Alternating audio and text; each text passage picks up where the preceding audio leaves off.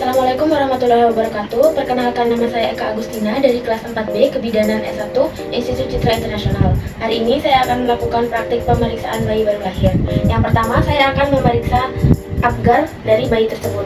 Pertama, kita akan melihat appearance-nya atau warna kulit. Apabila bayi berwarna biru serta ekstremitas berwarna biru, maka nilainya adalah 0. Apabila bayi berwarna merah muda dan ekstremitas berwarna kebiruan, maka nilainya adalah 1. Dan apabila bayi berwarna merah muda serta ekstremitas juga berwarna merah muda, maka nilainya adalah 2. Yang kedua, saya akan memeriksa denyut jantung atau puls bayi.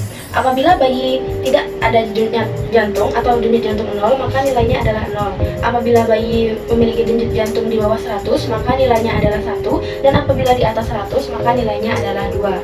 Yang ketiga, saya akan memeriksa grimace atau refleks bayi. Apabila bayi diberi rangsangan dan tidak ada respon, maka nilainya adalah 0. Apabila bayi diberikan rangsangan dan hanya terlihat sedikit gerakan pada ekstremitas, maka nilainya adalah 1. Dan apabila bayi diberi rangsangan dan bayi terlihat aktif, maka nilainya adalah 2.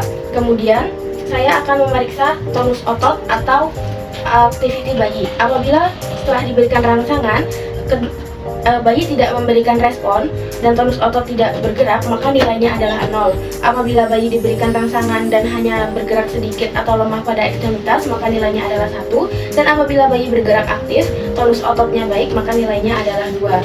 Lalu yang selanjutnya adalah pernapasan. Apabila bayi tidak ada pernapasan atau tidak ada usaha bernapas, maka nilainya adalah 0. Apabila bayi bernapas lemah dan tidak teratur, maka nilainya adalah 1. Dan apabila bayi bernapas dengan kuat dan teratur serta menangis, maka nilainya adalah 2. Kemudian saya akan melakukan pemeriksaan antropometri. Yang pertama, saya akan melakukan pengukuran berat badan bayi. Berat badan bayi normal adalah 2.500 sampai 4.000 gram. Kemudian saya akan melakukan pengukuran tinggi badan bayi. Pegangi lutut bayi untuk mengukurnya. Tinggi badan bayi normal kira-kira 50 cm. Kemudian saya akan mengukur lingkar kepala bayi. Dimulai dari glabella dan kembali lagi ke glabella. Lingkar kepala bayi normal adalah 33 sampai 37 cm. Kemudian kita akan mengukur lingkar dada bayi di atas puting bayi. Lingkar dada normal kira-kira 32 sampai 35 cm. Kemudian kita akan melakukan pemeriksaan DTP atau pemeriksaan tanda-tanda vital bayi. Yang pertama, kita akan melihat tekanan darah bayi menggunakan manset khusus bayi. Apabila tekanan darah bayi normal sekitar 60 sampai 85 mmHg. Kemudian kita akan memeriksa suhu tubuh bayi. Suhu tubuh normal adalah 36,5 sampai 37,5 derajat Celcius. Kemudian kita akan memeriksa nadi bayi. Nadi bayi normal itu berkisar antara 100 sampai 160 kali per menit. Kemudian kita juga akan memeriksa napas bayi. Napas bayi normal itu sekitar 40 sampai 60 kali per menit. Kemudian kita akan melakukan pemeriksaan head to toe atau pemeriksaan menyeluruh. Yang pertama, kita akan memeriksa warna kulit bayi. Apabila kita lihat apakah ada ekimosis atau memar, lalu kita lihat apakah ada petike atau bintik-bintik kemerahan dan juga purpure atau bintik-bintik kebiruan. Kemudian kita lihat wajah bayi, apakah wajahnya simetris, apakah ada gangguan kongenital seperti sindrom Down atau Sperry-Robin syndrome. Kemudian kita lihat apakah ada trauma pada wajah bayi. Kemudian selanjutnya pada kepala bayi, kita lihat apakah ada molding atau tulang kepala yang melonjong akibat lama di jalan lahir.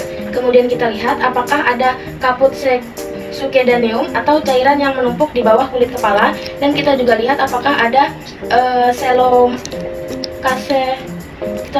Kita juga lihat apakah ada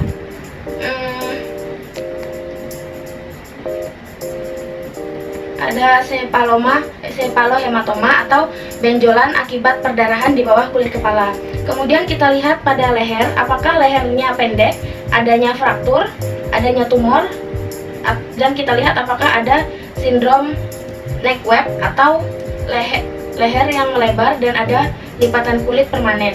Kemudian kita lihat pada mata, apakah pada bagian mata ada sekret, apakah ada katarak kongenital, dan juga apakah ada mikrotalmia atau mata bayi yang kecil sebelah atau keduanya. Kemudian kita lihat apakah ada trauma.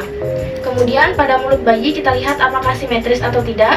Lalu kita masukkan, kita lihat apakah ada labiopalatosikis atau sumbing pada mulut bayi. Kemudian pada hidung, kita lihat hidungnya apakah ada sekret di hidung bayi. Kita lihat apakah ada pernapasan cuping hidung pada bayi. Dan kita lihat apakah ada artera konoa atau jaringan yang menutupi saluran napas bayi. Kemudian pada telinga, kita lihat apakah di telinganya ada daun telinga dan juga liang telinganya. Kemudian pada dada, kita lihat apakah dadanya simetris, apakah ada pectus exavatum atau dadanya cekung ke bawah. Lalu kita juga lihat apakah adanya pectus carinatum atau dadanya yang menonjol. Kemudian kita lihat apakah terjadinya fraktur. Kemudian pada abdomen, kita lihat apakah dinding perutnya ada kelainan, apakah ada kelainan kongenital seperti pompa lokel atau organ keluar dari perut. Lalu kita lihat tali pusatnya masih segar dan